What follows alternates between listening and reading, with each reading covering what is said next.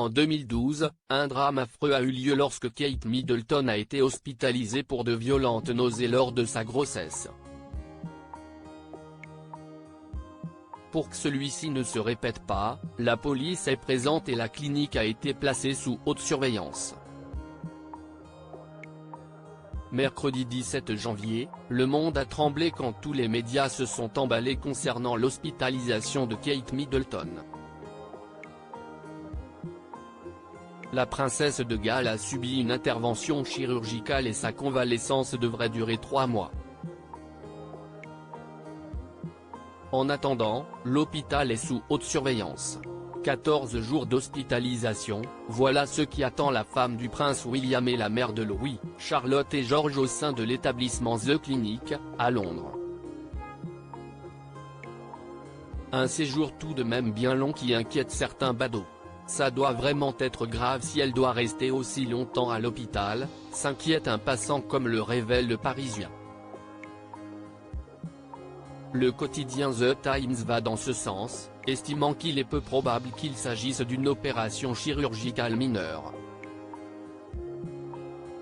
Mais une autre inquiétude demeure. Un suicide affreux lors d'une précédente hospitalisation. Retour en 2012, lorsque la si sportive et si charmante Kate Middleton était enceinte du prince George et souffrait de nausées invalidantes.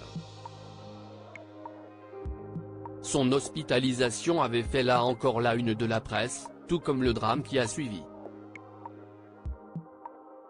La figure tant aimée de la famille royale avait été victime d'un canular par une radio australienne.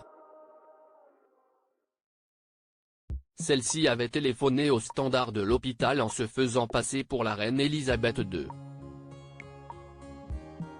L'infirmière de Kate, Jacinta Saldana, 46 ans, n'a pas réalisé qu'il s'agissait d'une « mauvaise » blague et avait donné des détails censés rester confidentiels concernant la santé de celle qui était encore duchesse de Cambridge à l'époque.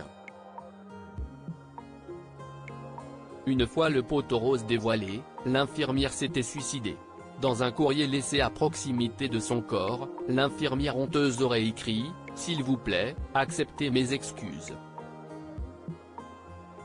Je suis sincèrement désolé. Merci pour tout votre soutien. Je tiens les animateurs australiens Mel Gregg et Michael Christian pour responsables de cet acte.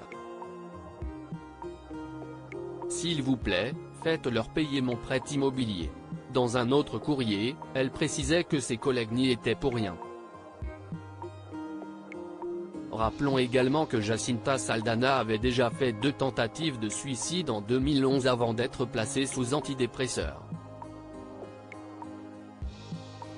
La London Clinic, située dans le quartier de Marylebone, où Kate Middleton se repose, est donc sous haute surveillance, cernée par la police.